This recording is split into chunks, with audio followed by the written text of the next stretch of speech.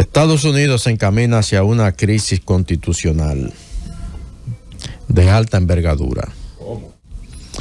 El viernes yo relataba aquí que el presidente Trump le solicitó a la Suprema Corte de Justicia que le pase por encima, que anule la capacidad de decidir de cortes inferiores y que dictamine que, por ejemplo, en el caso de su deseo de eliminar la ciudadanía norteamericana por nacimiento, por derecho de nacimiento, que la Corte se pronuncie sobre ese tema, sin que eso haya llegado a otras cortes inferiores que necesariamente tendrían que pronunciarse en el camino normal de las legislaciones en Estados Unidos o de los procesos judiciales, que deben ir de una corte, por ejemplo, de distrito, y si allí la decisión no te gustó, tú te vas a una corte de apelaciones y así, y la Suprema Corte es el último recurso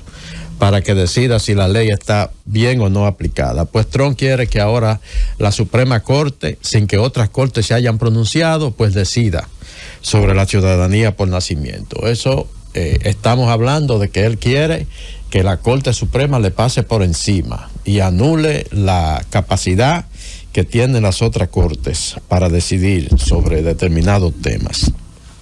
Eso por un lado. Pero este domingo Donald Trump deportó a una cantidad de venezolanos. Los acusó de terroristas, miembros del Tren de Aragua, y entonces lo subió en un avión y lo mandó para El Salvador para que Nayib Bukele lo meta allí en una de las cárceles de él.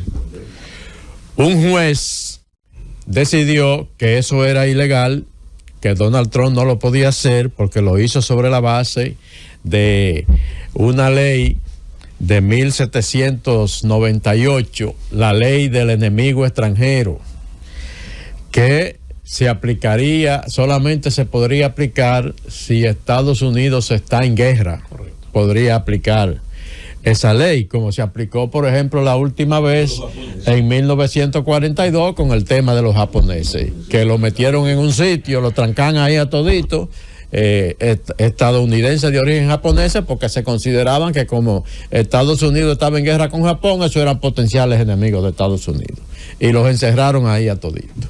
Entonces, esa ley ahora la invoca Donald Trump para deportar a unos venezolanos. Un juez le dice que él no puede hacer eso, que esa ley no aplica para eso, con esos criterios, y ordena que unos aviones que ya estaban en el aire con los deportados fueran retornados a Estados Unidos. Pues Donald Trump dijo que no.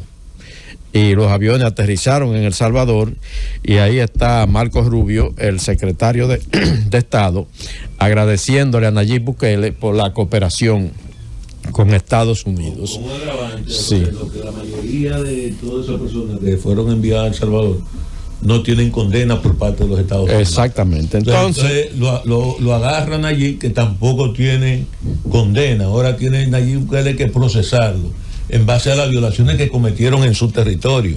O sea, eso queda en un limbo. No, él lo mandó a trancar directamente para allá, sí, como terrorista. Un año. Entonces, surgen los cuestionamientos a esta decisión de Trump. Dicen que él está desafiando al sistema de justicia tomando una decisión como esa.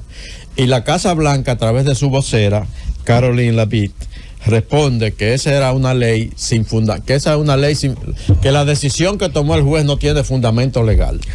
Pero resulta que solamente otro tribunal puede decidir si esa decisión de ese juez tiene o no fundamento legal.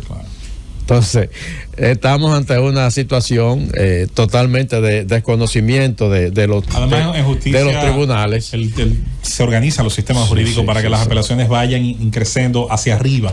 La idea de que la Corte Suprema de un país pues pueda tomar de oficio casos que corresponden a tribunales ordinarios, mira, uno lo ve simple, pero esto pudiera generar... No, eso es un desconocimiento total al Estado de Derecho. Lo que es esa situación y lo de México, señores, pone a uno a pensar. Lo de México en cuanto al populismo de elegir los jueces por voto directo, que es una locura, una vaina terrible, y esta situación de revertir, subvertir, Rosendo, cómo funciona, que hasta ahora hay que decirlo, en 2 siglos y pico, con sus errores y sus defectos como todo lo humano, es uno de los sistemas judiciales ejemplares del mundo en cuanto desde Madison para acá, el ejemplo, en la forma en la que funciona. El ejemplo, cada vez que tú quieres poner de ejemplo un proceso de cómo funciona idóneamente, tú las cortes norteamericanas, tú pones las cortes norteamericanas francesas, que son, sí, es así. Bueno, pues eso, ahora, oigan esta ahora, esta es de anoche. Yo, Claudio.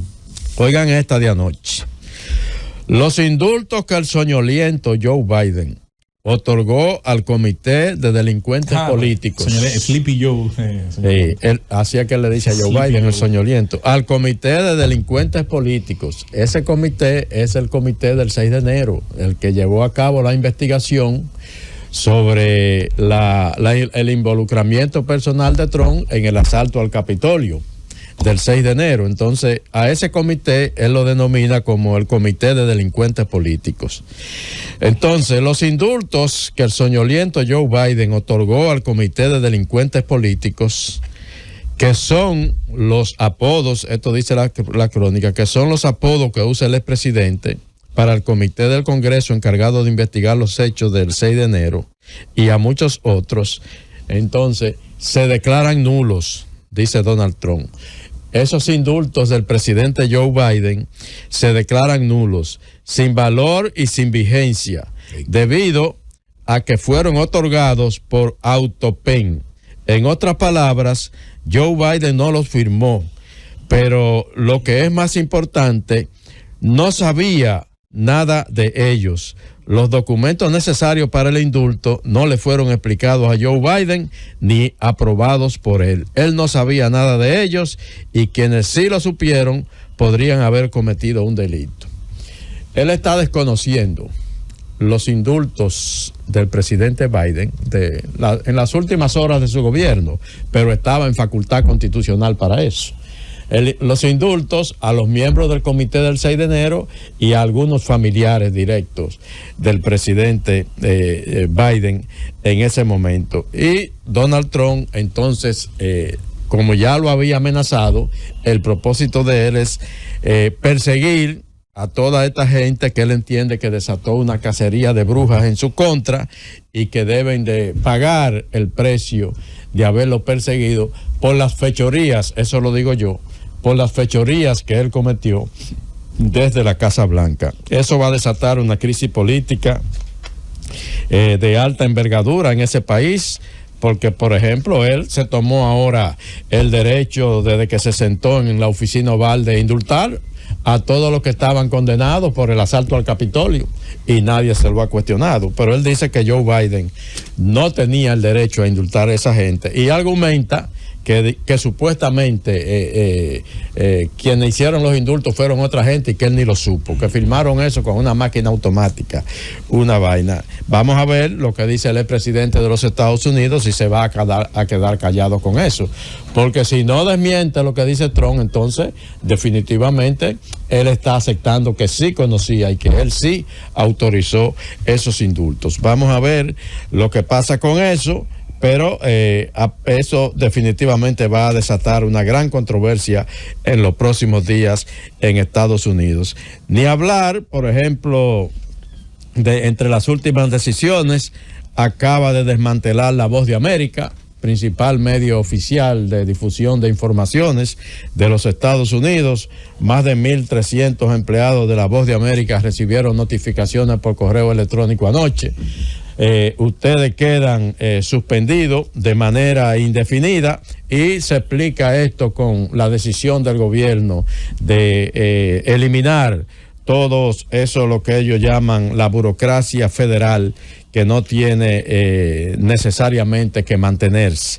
Estas son las decisiones de Trump y del señor Elon Musk. Esos aspectos están dominando ahora mismo la política norteamericana. La verdad que se encamina a Estados Unidos, y lo repetimos, hacia una crisis constitucional con estas decisiones que está tomando el actual presidente, pero sobre todo en lo que tiene que ver con el aspecto legal y el respeto a las leyes y a la constitución de ese país. Llévatelo, Francis.